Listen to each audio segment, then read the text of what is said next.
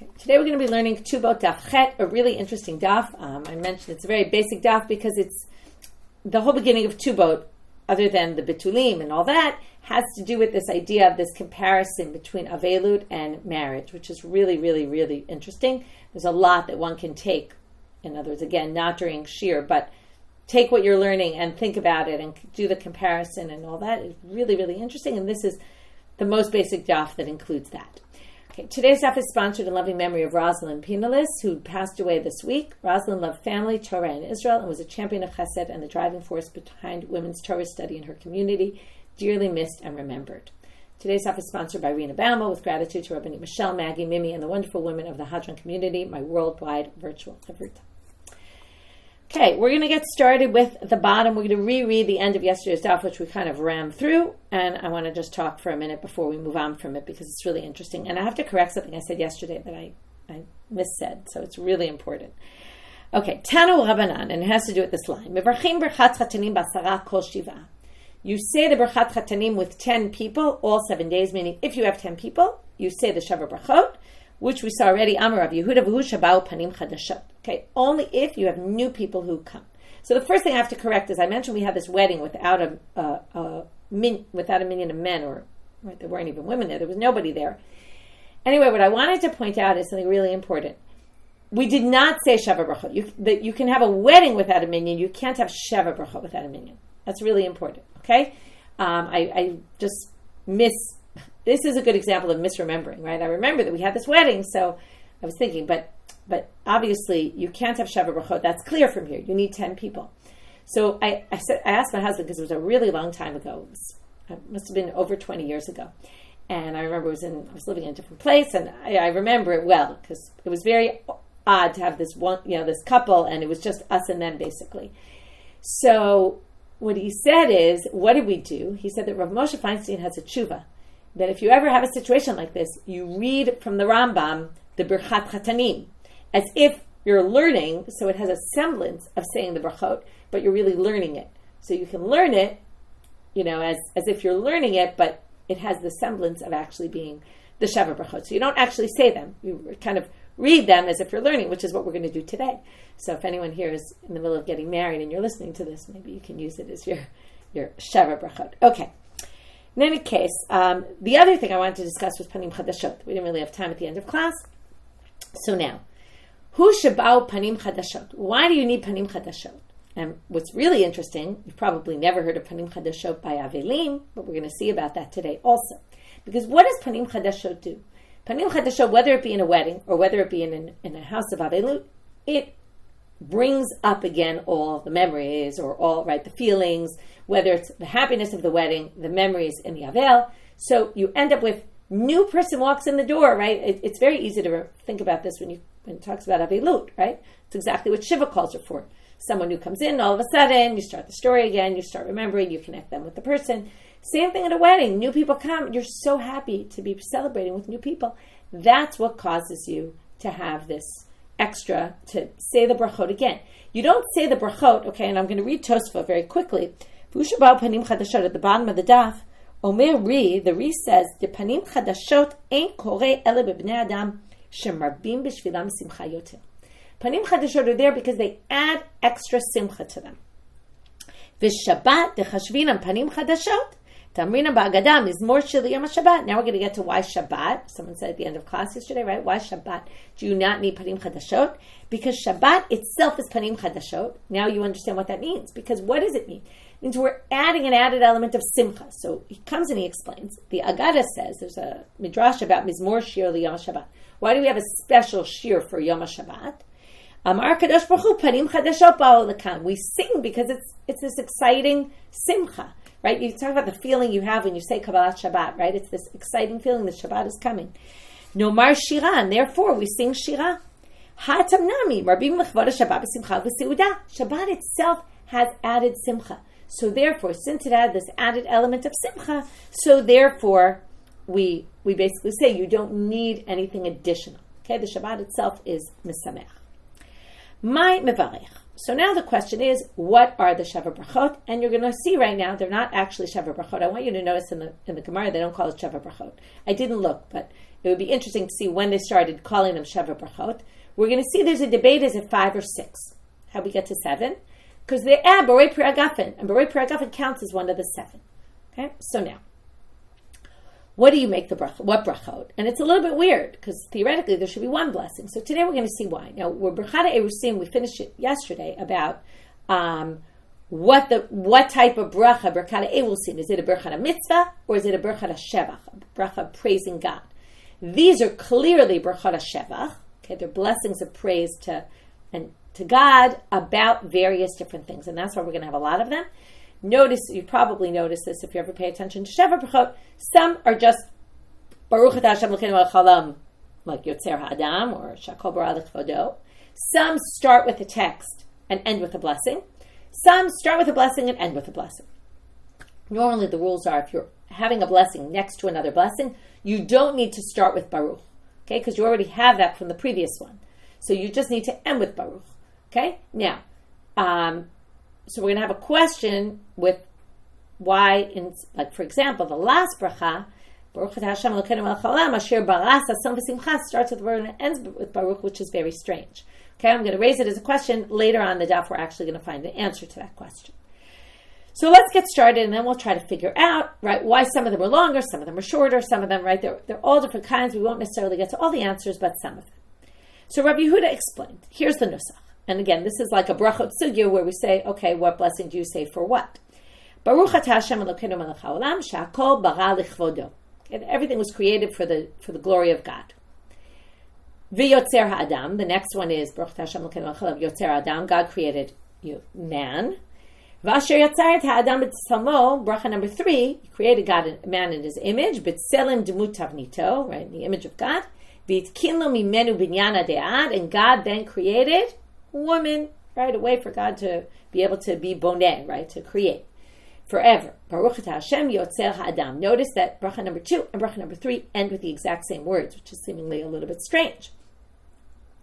Sos tasis v'tagel ha'akara b'kibbutz baneh l'toscha b'simcha. Baruch atah Hashem mesamech tziyun b'baneh. Now we switch to a different type of bracha. This is about Yerusha. So we started with a blessing that everything was created for God's glory. We'll get back to that, what exactly that bracha is about. Then I want to read it all, and then I'm going to read Rashi with you, who gives a good explanation of a bunch of things here. Then we get to, right, we want to have simcha in Yerushalayim, so we're talking about basically the rebuilding of Jerusalem. So Mesamech Tzion B'vaneh, the focus on Jerusalem. Samech to samach re'im ha'ovim k'samech ha'yitzircha b'gan eden mikedem baruch atah Hashem mesamech chatan v'kala. Okay, now we get to the happiness between the chatan and the kala. And then we have a bracha which seemingly is very similar to the previous one, but it kind of combines a few different ideas. Baruch atah Hashem Elokeinu melech haolam asher baras hasom v'simcha, that God created happiness. Chatan v'kala, the rejoicing of the bride and groom. Gila rinah ditzach edva ava v'yachva v'shalom v're'ut. 8 words describing happiness and togetherness and peace and all that, love. Me'era Hashem Elokeinu yishama ba'arei Yehuda b'chutzot Yerushalayim. This kind of combines the previous 2, right? We have Jerusalem, we have the chatan and kala, and now we get the ultimate redemption. We'll have, right, the sounds of the chatan and kala in the streets of Jerusalem. Kol sasom v'kol simcha, kol chatan v'kol kala, kol metzalot chatanim mechupatam, u'na'arim mimishten niginatam. You can hear the happiness of the chatan coming out of their chuppah, and the na'arim coming from their celebration. Baruch atah Hashem mesamech chatan ima kala. Instead of chatan v'kala, chatan ima kala. There's a lot to be said about all these things. We're not going to get into it all here. So if you look in Rashi, okay, starting from Aval. Okay, mine it's bolded. I don't know if it's bolded in yours. It's about 15 lines or 13 lines from the top. Aval shakol bara lichvodo einam min haseder. So first, Rashi says, the first bracha is different from all the rest. Okay, so later we'll see also the last bracha is a little bit different from all the rest. The first bracha is different from all the rest. Why? What's the first bracha for? Shakol bara lichvodo. What's this blessing? Ela la'asefat ha'am ha'ne'asafim sham ligmor chesed. Basically, they view people going to a wedding as doing chesed. Okay, if you're thinking about, I'm going to the wedding for my own sake to enjoy. No, you're really doing a chesed because you're making the chatan and kala happy. And here's a bracha that's basically about the gathering of everybody at the wedding. And to say, wow, kol bara lichvodo, everything's for the glory of God, and how amazing all these people who are going to chesed. It's a blessing for the people who come to the wedding. Zecher l'chastei hamakom shenahag im Adam harishon. Okay, they connected a little bit, right, to the fact that God did chesed for Adam harishon shenasa lo shushbanin v'nitasek bo. Right, basically when Adam married Chava, there was nobody around to celebrate with him, so God himself basically did that. V'asefa zo quorum makomi. Okay, so us gathering together is like God at the wedding of Adam and Chava. U'bracha zo lechach nitkena. Okay, and that's why we have this bracha. To which the Gemara, the Rashi says, really, mishara sefayi levarech. As soon as people get together, you should say that blessing, meaning the beginning of the wedding. Don't wait till sheva brachot. Elam kevan sheyesh bracha lakos, his kikur lasadra alav. Just like we do at Havdalah, we have besamim. You smell the besamim, you see the light, each for different reasons. Not really connected with Havdalah, connected with Shabbat ending, but not necessarily Havdalah. But since Havdalah is done on a cup of wine, therefore we put all the blessings together. Likewise here, we're having a cup of wine under the chuppah, so we put all the blessings together, but really that one stands somewhat separate and could theoretically be said earlier. Right? We don't, because of this issue of the cup, but in a theoretical manner it could be. Okay, then we have, let's just skip down. Right, then he says, right, and then it's just one hoda'ah, and that's why it doesn't have a bracha at the end. It's more like a bracha to parrot and a bracha to mitzvah. V'chein berkat yotzer ha'adam, which was because of Adam harishon. Okay, we're going to skip that because that's going to be in the Gemara. Okay, fine. We'll skip Rashi on the rest. I wanted to point out this issue of it being separate. So again, we have one for the people at the wedding, which is a little bit separate, could theoretically have been said earlier. Then we have the others, which are, again, creation of Adam and Chava, which makes sense because we're at a wedding and the whole thing is the union of man and wife. Then the Yerushalayim, because we have to mention Yerushalayim. And then we get to the Chatan and Kala brachot, which we have two, right? Question why we have two. Again, maybe one combines Jerusalem and there. Again, there's all sorts of theories about this. Okay, now we're going to see some stories that happen and some different, really through that, a debate. Levi ikla lebe Rebbe. Levi comes to the house of Rebbe, Bihilula de Rabbi Shimon Berei, for the celebration of Rabbi Shimon his son. Baruch Chamesh, he only blessed 5 out of 6. Remember, we're not talking about Berei Piragafin, so we're going to see he only blessed 5. And Rav Asi, Ikla Leberesh, Rav Ashi, Bihilula de Mar Berei, Rav Asi got to the house of Rav Ashi in his celebration of Mar, his son, Baruch Shit. He said 6. So the question is, what's this debate, 6 or 5, and which is the one there's a debate about? Lema b'haka miflage. Clearly, to the Gemara, the debate was about Yotzer Ha'adam, because there's 2 brachot Yotzer Ha'adam. Why do we need 2? So let's suggest that this is the machloket. Demar savar chad yitzir havai, umar savar shtei yitzirot havai. We know that there's 2 descriptions of creation of man and woman, right? One where it says zacharu nekeva bera'am, as if they were created together at the same time, and one is this whole story, right, that Adam goes to sleep, God takes the tselah, however you describe what that is, right, a rib from his tail, and creates Chava from there. So, were they created separately or together? If they're created separately, it makes sense to have 2 brachot. If they were created together, one bracha. And then, and there's a machloket, we actually saw this, I can't remember what the sugya was. Let me just see if it's quoted here. I don't know, but we saw it, that there's a machloket, exactly this. Were they created shnei partzufim, kind of like a 2-faced person, and then they were split? Or were they created in stages? And it's this big contradiction of the psukim and questions about how to resolve it. So now they say, so that must be the machloket. And then you'd say the 1 bracha, because they were created at the same time, or 2 brachot, because they were created separately. To which, and I don't know why the Gemara insists on this, but the Gemara insists that that's not the machloket, and it's clear what it is. And here again, we get to material that I find hard to understand what exactly is, how to understand this and what to make of it. Again, the whole contradiction is difficult in the Torah itself. So it's a contradiction and it's a challenge how to understand it. Right? There's the famous of Rav Soloveitchik, where he talks about Adam 1 and Adam 2 and 2 different purposes of creation, 2 different purposes of marriage. Recommended reading if you haven't ever seen that. Anyway, the Gemara rejects and says, Lo, de kule amachad yitzira havai. Everyone agrees, and why they choose this one, I don't know, but that they were both created at the same time. So, why the 2 different descriptions in the Torah? Mar savar batar machshava azlinan, umar savar batar ma'aseh azlinan. There's what God wanted to do, which was create man, and then from man, create woman. And then there's what God actually did in the end, which is he didn't do it like that. Now what? God changes his mind, right? Again, this is something I find hard to understand. What this resolution is. That God thought to do one thing, changed his mind. Why, right? And then why are both described in the text. And here you see, by the way, if you want to connect it to, in general, Gemara learning, we often ask, why do we bother learning things that we don't actually do in the end, right? There's a good example. We learn, like the Torah tells you what God wanted to do, even though God didn't do it in the end, because you learned something from that. In other words, in the end, God had to create them either one way or the other, right? So why are there two descriptions? So one must have been what God wanted to do, and then there's what God did in the end. Now, why God wanted to do something one way, didn't do it that way, is a good question. Anyway, this is a lot of food for thought. Okay, so we're now going to say that's machloket. How do we get to this? Well, ki had Rav Yehuda Rami. Rav Yehuda brought a contradiction between the psukim. K'tiv vayivra Elohim et ha'adam b'tzalmo, which sounds like ha'adam, just Adam, one singular. Which is a little bit weird they chose this pasuk because the continuation of that pasuk says Zachar nekeva bara'am. Okay, so it's a little bit of a question. Sorry, there's Zachar nekeva bara'otam. This is in Bereshit Aleph, pasuk Kaf Zayin. I don't know why they didn't bring the description in Bereshit Bet. It's a good question.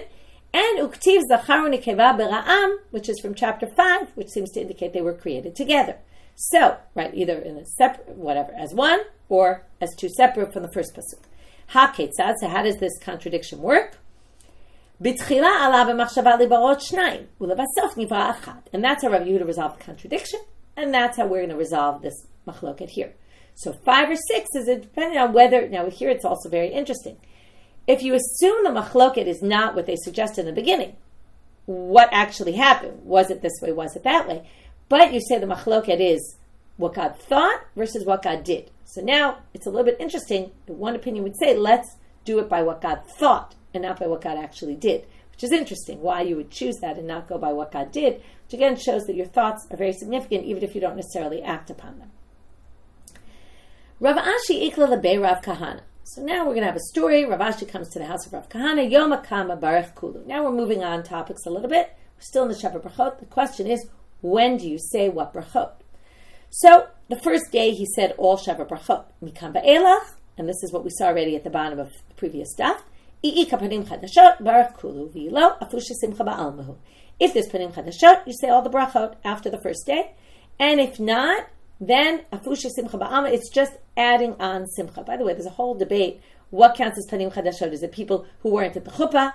Is it people who weren't at the party? Is it like what exactly? What if someone was a part of the wedding, but not the whole wedding? Does that, depending on which part, does that count? Can they be panim chadashot later? It's an interesting question.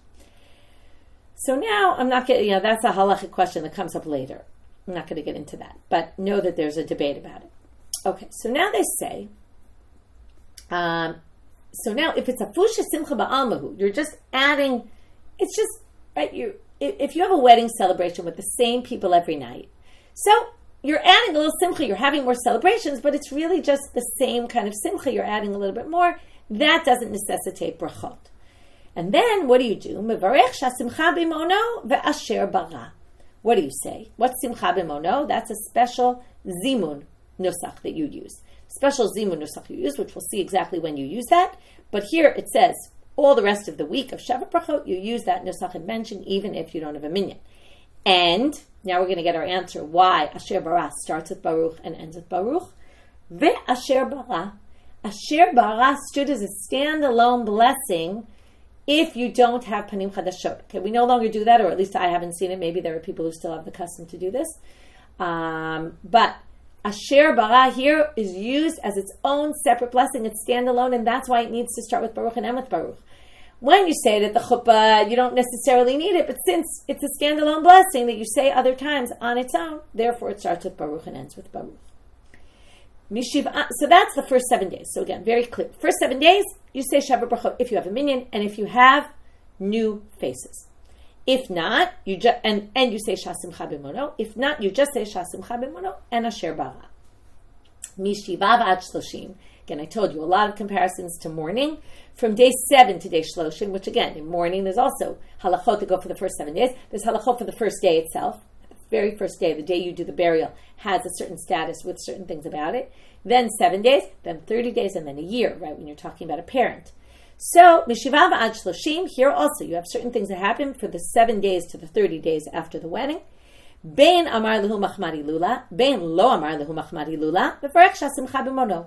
If you have a meal, whether the meal is a celebratory meal relating to your wedding, or it's not, like you get together and you go out to dinner with some friends to celebrate the fact that you got married, so then it doesn't matter whether you did it that way, whether you did it not for the wedding, you say hashasimcha b'mono. But ilo mikam ve'elach, but once you're done with 30 days and beyond, we'll have to see in a minute how far beyond, although you could probably guess already, as I told you, it's set up like avelut. From then on, if you're having a meal that's celebrating your wedding, then you do say shasimcha b'mono. But ilo, many times you're going to have a meal or some sort of anything getting together with people that are not at all connected to your wedding, then you wouldn't say this introductory blessing in the zimun. Okay, you obviously don't say sheva brachot at that point. But you don't even say them after 7 days. So what's the end game here? To which the answer, okay, 12 months. Now they point out, even before, okay, if we want to compare to Avelut, what do we have before? Onain, right? Before the burial, it's already leading toward the burial, right? Certain things kick in, right? There's also certain different things that are there. So, from when? Amar Papa Michiramu Sare Be'asinta. When you put the barley beans up to soak, that's when it's already. When you start preparing the food, now here, it's not just, okay, we're getting in the mode, and you think, okay, right, you imagine a few days before the wedding, they start cooking the food, you're already in the celebratory mode, but it's really, we're going to see in a minute, it's because at that point, we know, okay, we're worried more about the groom changing his mind and the groom's family rather than the bride's family usually, because again, the bride's always happy to get married, whereas the groom, might say, oh, maybe I'll choose someone else. Once they start preparing the food, remember the groom's family prepared the food. Once they prepare the food, they're clearly not changing their mind. So now we're going to have two stories about this that were a little different than what we just saw. So they ask, wait a minute. Rav Papa he married off, right, shidduched off his son Abamar to some woman. Ubarich mishat erusin. Whenever during the engagement, it was all this happy time period, they would say shasimcha b'mono. So what did they answer? Shani Rav Papa davatarich le. He already had prepared stuff for the wedding at that point, okay, and therefore he was not going back on it. Okay, what he prepared for the wedding so far in advance, I don't know. But the point is, Rav Papa wasn't going to change. Like, also he was confident that he wasn't changing his mind about it. Ravina Yasik le Beret, Ravina married off his son, Be Rav Chaviva, to the house of Rav Chaviva. Ubarich Mishat Erusin, and he also did it from the time of the engagement. Amar Kimle Bigavayu de Lo Hadrebu. He says, I know this family, and I know there's no way they're going to renege on this contract, right? They're going to marry. They're going to go through with the marriage for sure. Well, Lo Istaya Milta, it didn't work out in the end. Vehadrebu. And in fact, Rav Chaviva changed his mind and unbetrothed his son to this woman, right? I guess he gave her a divorce. And in the end, it was kind of, saying things for no reason. And I think the Gemara is trying to tell you, you never really know what's going to happen, and you shouldn't really do it until the food is actually prepared and, you're going ahead with it. It was, kind of jarring about really knowing ever that things are, right? You think nowadays engagement doesn't really have any halachic ramifications. There it really did. You think all the more so that they wouldn't renege on their promises. Okay, 1 second. Okay. Next. Rav Chaviva ikle lebe mahula. Interesting, we have a story. Oh, sorry, I skipped something. Rav Tachlif Arbarma Arava ikle leBavel. He gets to Bavel. Baruch shit arichata. The leitel chatakavate. We're now going to have a whole bunch of different things that people did, and then we're going to say, but we don't paskin that way. So he would say 6 longer brachot. Okay, he would add words to these brachot, right? Some of them are already a little bit long. Some of them are short. He added on to them, so they were all long brachot, but we don't hold that way. Rav Chaviva ikle lebe mahula. He went to a brit milah. Baruch shasimcha b'mono. He said, oh, this is a celebratory occasion, right? We always think shasimcha b'mono, to those of you who are familiar with it, that we say in the benching and the zimun, is all wedding related. But he said, no. You do it at a brit milah also. A brit milah is fraught with worry and concern for the baby. There's pain for the child. So even though you're very happy, very excited, bris of your child, but there's also, it's got some other things that take away somewhat from the simcha. And therefore you don't say that. But I wanted to point out, so people ask, what about Pidyon HaBen, where you don't have any pain for the child, so maybe it's just simcha? There's a question about that. In the Sefer HaMinhagim, which is an Ashkenazi book, from I think around the 1500s, I forget exactly when, but he talks about, which I thought was relevant to mention, at a Sudat Siyum. When you're doing a siyum, some people say that maybe you're supposed, right there in the Sefer HaMinhagim, it says you're supposed to say Shasimcha b'mono because you're so excited that you're doing a siyum. Right? It's unfortunate our Zoom siyums, you don't eat food. I hope you guys eat food at home and celebrate. Ad kedei kach that they say it's like a wedding celebration and that you should say Shasimcha b'mono when you do the benching. This is obviously only when you have 3 people, right? Zimun, proper zimun. Amalei Rav Nachman Amar Rav. Now we're going to move on to this 10. You need 10 people. So, Chatanim min haminyan. When you count 10, you can include the groom himself as part of the 10. Ve'en avelim min haminyan. But when it comes to avelut, you don't include 10. So now we're going to talk about what this 10 is. That's a good question. Is it 3 people or 10 people for Simcha b'mono? I think it's only 3, but I don't remember the details. It's been a long time since I've said it. Someone can check that out. I forget. Okay. So now, usually it's just for Elokeinu. I think you might say Shasimcha b'mono even without 10, but I'm not sure. Don't quote me on it. Someone can check. That would be great. Okay. Chatanim min haminyan ve'en avelim min haminyan. So when you count the 10 for avelim, we're going to have to see what are we counting 10 for avelim for. Okay, we haven't gotten to anything about 10 for avelim. But when you count the 10 for avelim, the avel himself is not included. Meitive. Wait, we have a source that contradicts Rav. Chatanim ve'avelim min haminyan. So it's exactly, both of them are part of the counting. Okay, so now, matnita karamet alei de Rav. Wait, why are you asking a question of Rav from a Braita? I didn't read it right. Let me read it better. Matnita karamet alei de Rav? You're bringing a Mishnah to go against Rav? Or a Braita? Rav, tanahu palig. Rav, okay, maybe you remember this, maybe you don't. Rav has status like a Tana and he can argue. Okay, there's rules in the Gemara. If you're an Amora, you can't disagree with a Tanaitic source unless you can somehow explain that the Tanaitic source works with you somehow. Or you can say, I hold by a different Tanaitic source. But you can't just go against explicit Braita or a Mishnah without an explanation. However, Rav was in that generation that basically was the end of the Tanaitic time period, beginning of the Amoraic period, and he was a huge Talmid Chacham. He gets status. He can be considered like a Tana and he can go against a Braita. So don't bring that against him because you could just say Rav disagrees and that's a very easy answer. Now I say it's an easy answer. I want to point out that when we have a better answer, we answer a better answer. This is only a last resort. If they bring a contradiction against Rav from a Braita or a Mishnah and there's a better way to explain it and say, oh, it's a machloka between Tanaim and he holds by that one, they always go with that first. But if they have no other choice, then they just say, oh, he's a Tana and he disagrees. Itmar. Now it said, Amar Rabbi Yitzchak, Amar Rabbi Yochanan, Chatanim min haminyan ve'en avelim min haminyan. Also, Rabbi Yitzchak said the name Rabbi Yochanan. Rabbi Yochanan doesn't have status to be arguing against the Tana. You could theoretically say maybe he'll like Rav, but they don't say that. So Meitive, they bring the same question. Chatanim ve'avelim min haminyan. They do count. So understand, Rabbi Yochanan, how did you say avelim don't count as part of the 10 when it says in a Braita they do count? So turning now to Abu Bet, Gemara says, Kitanya hahi bebrakat avelim, bebrakat hamazon. When you say that the avel counts, that's in benching. Okay, in benching, he can be part of a zimun because he's chayav and mitzvot. He can count there. But when we're talking about, okay, well, we're going to have to see what else are we talking about. Okay, we're going to read right now. Kika Amar Rabbi Yochanan b'shura. When they made the shura, you need 10 people for that. And you need, there the avel can't be part of the minyan, and it makes a lot of sense. Why?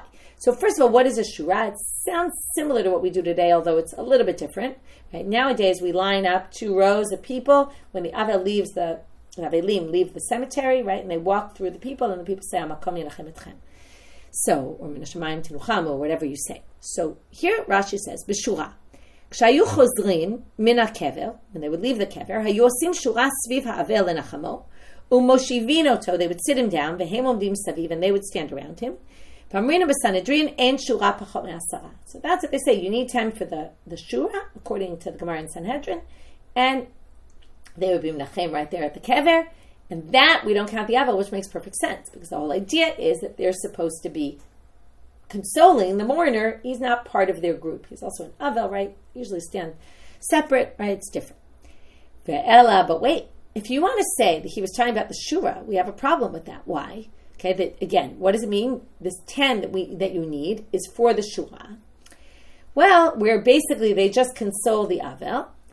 Elahada amar Rabbi Yitzchak amar Rabbi Yochanan. We're going to have another statement of his. Mivarchim berchat chatanim ba'asara v'chatanim min haminyan. You bless the blessings of the chatanim, which is the sheva brachot, in 10 people, right? With 10 people, and the chatanim count. Uberkat avelim ba'asara, and the bracha of the avelim. Here's the important line. The blessings for the avel, which we haven't heard about yet, also you do with 10 people, and the avelim don't count as part of the minyan. So bracha b'shura mi'ika, you don't say the blessings of the avel when you do the shura, you just say divrei nechama, but you don't do that. So Elachi ka'amar Rabbi Yochanan b'rechava, must be in the rechava. Okay, here we have another thing. This was mentioned in Moed Katan. That when they would leave the cemetery, they would do what we call the Sudat Havra'ah, which is the meal after that you usually do at home. They would do it outside in a courtyard or something, and in a square. And there they would say the Birkat Avelim. They would say these blessings to the Avelim. So that must be what we're talking about. But that doesn't. Within that you need 10, and the Avel doesn't count. So it's not the Shura, it's the Rechava. Now they say, but that also doesn't work with another statement of Rabbi Yitzchak in the name of Rabbi Yochanan. Ela hadam Rabbi Yitzchak am Rabbi Yochanan. Mevarchim berchat chatanim ba'asara kol shiva. Chatanim in a minyan. Okay, same thing we've seen. Uberkat avelim ba'asara kol shiva. The blessing for the avelim, you say all 7 days. That's already going to create a problem, because in the Rechava you only do that once when you do the Sudat Havra'ah. So berkat avelim ba'asara kol shiva ve'en avelim in a minyan. So berchat rechava kol shiva mi'ika. You don't have this bracha that you say in the Rechava all 7 days. No, you say the brachat avelim once. To which the Gemara says, not true. Mishkach ala bepanim chadashot. I told you we're going to have panim chadashot by avelim. Just like the brachat chatanim, you say when you have a minyan and there's new people there. Also the brachat avelim you could say in the shiva house. It seems like it's not probably happening in the Rechava anymore, but in the shiva house, if new people come and you have 10 people, you can say these brachat avelim. Okay? What we do nowadays with brachat avelim, I tried to look up. I don't know enough about it. I don't think there is much left of it nowadays. I don't think we do this, but I could be wrong. I didn't have enough chance to really fully look into it, whether there's something of this still today. So maybe by tomorrow I'll try to find time to look it up. So now we want to know where we get this idea of the brachat avelim and how you could do it with panim chadashot. We're going to see that Reish Lakish, or someone that worked for Reish Lakish, did it at someone's house. First, we're going to hear a story. Okay, people always talk about how, better to keep silent as much as you can in the shiva house, because sometimes people say, or many times people say the wrong thing, right? Everybody who sits shiva has those stories of the people who said things that were just not the right things to say at a shiva house. So we're going to see that, although we will later come up with an explanation about why he said this, and it wasn't as bad as it sounded. Rav Chia bar Abba mikre b'nei Reish Lakish. Rav Chia bar Abba was the mikre. He was the teacher of Mikra, the Tanakh teacher of the sons of Reish Lakish. And Amrela, some people say he was matnei b'rei Reish Lakish. He was the Mishnah teacher of the sons of Reish Lakish. Either which way, he was their teacher. Shchiv leYenuka, his son died young, very young. Yom Akama lo azil legabe. The first day Reish Lakish did not go visit him. Not sure why they're telling you this. Maybe it's to tell you, you shouldn't always go on the first day of Shiva. People say that often. Limachar, Davre li Yehuda bar Nachmani Meturgamaneh. The next day he said to his Yehuda bar Nachmani, who is Reish Lakish's Meturgaman, they're going to the Shiva house of Rav Chia bar Abba, who's sitting Shiva for his young son. Amar le kum emamilta kol kabed Yenuka. He's like his spokesperson. So he says to his spokesperson, go say something, to lenachem oto, right, to make him feel better, to console him. Patach v'amal. He says the following pasuk: Vayar Hashem vayinatz mikas banav ubnotav. God saw, and maybe someone can help me with the exact translation of vayinatz. Help me in the chat. But he got very upset, or I don't know someone could say the word. Anyway, I'll finish the pasuk and then go back to it. Abhorred. Okay, God saw and abhorred mikas banav ubnotav, the anger of his sons and daughters. So how does he translate this? The Meturgaman, he says, Dor she'avot mina'atzim lakadosh baruch hu, the generation where the fathers are abhorred to God, or someone else was provoked to God, acted in a provocative manner, did something bad. God then gets angry at their sons and their daughters, and they die young. Basically, I see you're saying provoked his anger. Okay, thank you. So now we're going to, right? So basically, this is the great, right? Not the smartest thing to say in a sheva house if someone lost a young child. Oh, you obviously did something terribly wrong, and because of that, God punished in this way. Vika da'amre, some people say it was a little different, not much better. Bachor hava, he was a little older than a young child. What's the relevance? We'll see in a minute. What he said was this. Al keno bachurav lo yismach Hashem. Again, it's just quoting different verses. God is not pleased with his bachurim, with his lads, young lads. Et yitomav et amonav lo yirachem. He will not have pity on the orphans and the widows. Ki kulo chanef, because he's a total hypocrite. Umera, and evil. V'choped dover nevala, and he speaks bad things. He has bad language, foul language. B'chol lo shava po v'od yado netuya. Despite that, right, on account of that, lo shava po, God's anger didn't subside. V'od yado netuya, and his hand is still outstretched.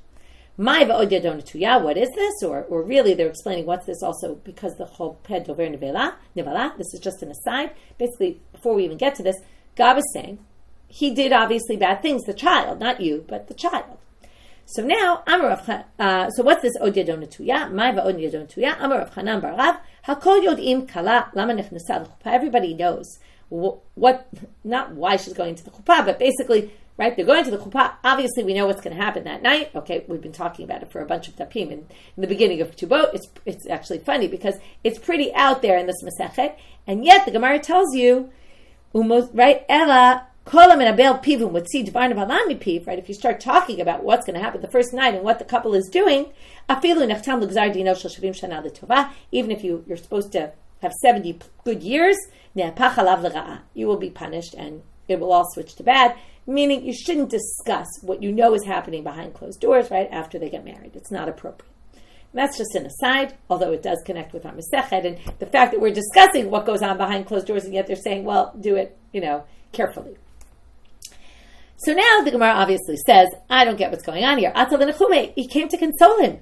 But he's making it much, much worse. Right? This is definitely a no-no to go into a sheva house like that and start talking in that way. This is what he meant. What he was saying is,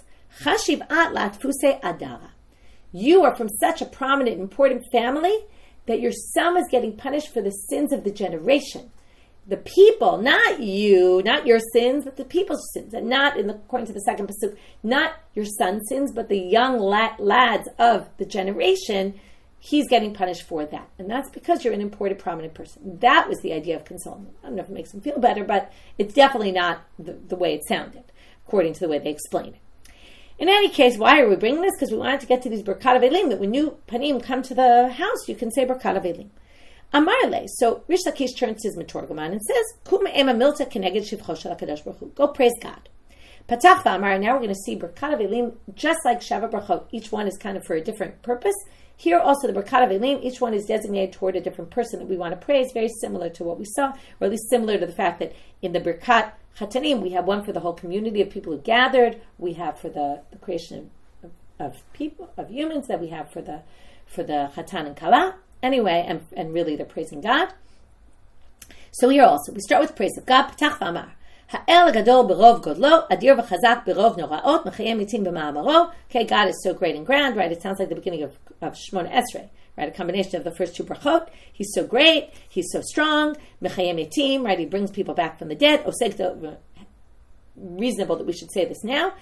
Oseg dolor ein cheker, right? That there's no, you can't even measure them. V'niflaot ein mispal, and right, they can't be numbered. It is the wondrous things he does. Baruch atah Hashem mechayeh meitim. Okay, mechayeh meitim. God brings back the dead, resurrects the dead.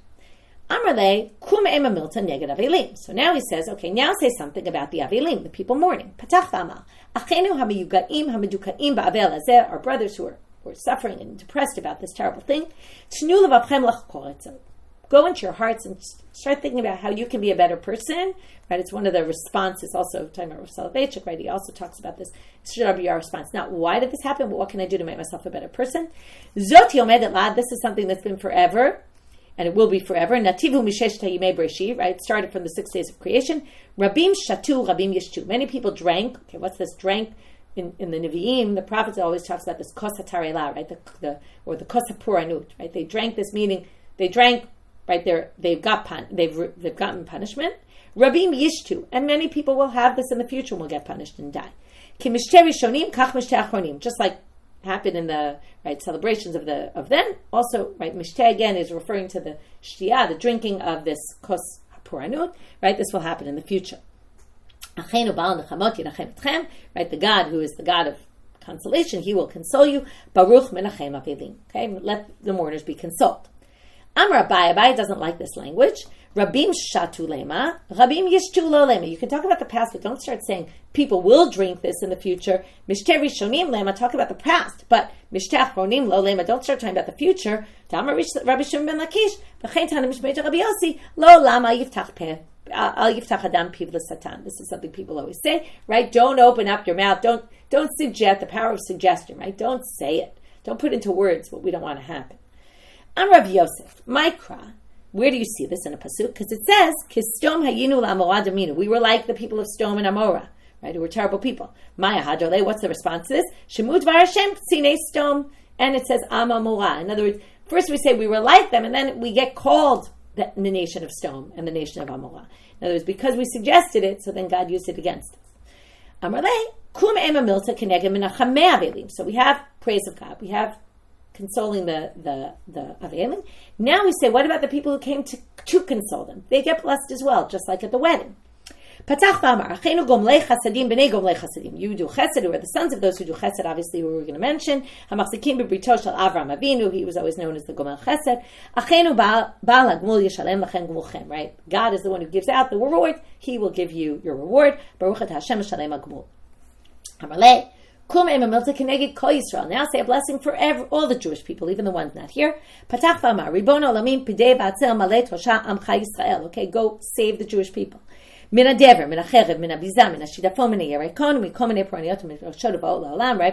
from the plagues, sword, from enemies, from the shitafon, from the land drying out, from the yerakon, right? These are two things that could happen to all the fields, and all the foods will be wiped out. And all terrible things that could happen. Right before I call, you'll immediately answer. Baruch Hashem otzera magifah, may you stop the plague. Okay, apropos our corona situation. Okay, so those are the 4 themes of the brachot of Elim for all those different people.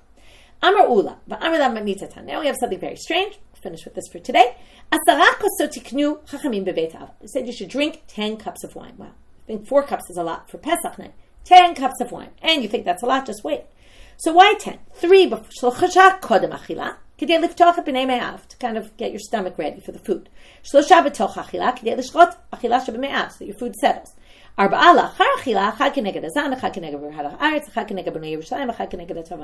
one for each blessing of Birkat Hamazon. They added another 4. For the people who dealt with the burial, like the Chever Kadisha. Those who fund the Chever Kadisha for the people who can't afford their own burial. Rabban Gamliel. Okay, 1 for the temple, that it be rebuilt, and 1 for Rabban Gamliel. Why Rabban Gamliel? So first, before we get to Rabban Gamliel, I said, okay, so 14 cups of wine. But then people got way drunk. So they returned it to the way it was originally. That's a big debate. What is originally? Originally, they went 10 to 14, then they went back to 10. That's what Rashi says. Some people say, no, 10 also gets you drunk. Originally means no, just going back to drinking normally. I want to point out one thing. I know we're running late, but it's really interesting.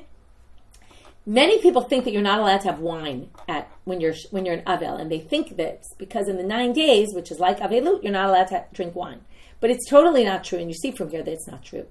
And if you look in the Torah in Orach Chaim, Taf Kuf Nun Bet, Siman Taf Kuf Nun Bet, where it's talking about the 9 days, it explains, and I'm going to read it from there.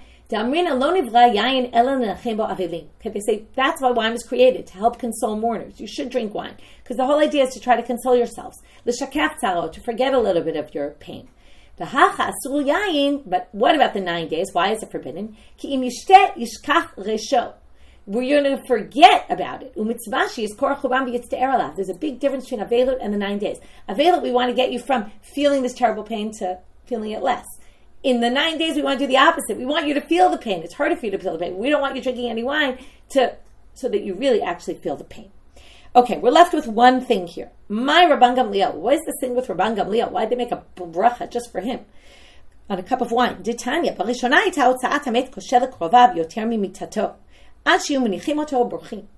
The cost of burying people, and not because of the burial itself. Nowadays, it's the cost of burial.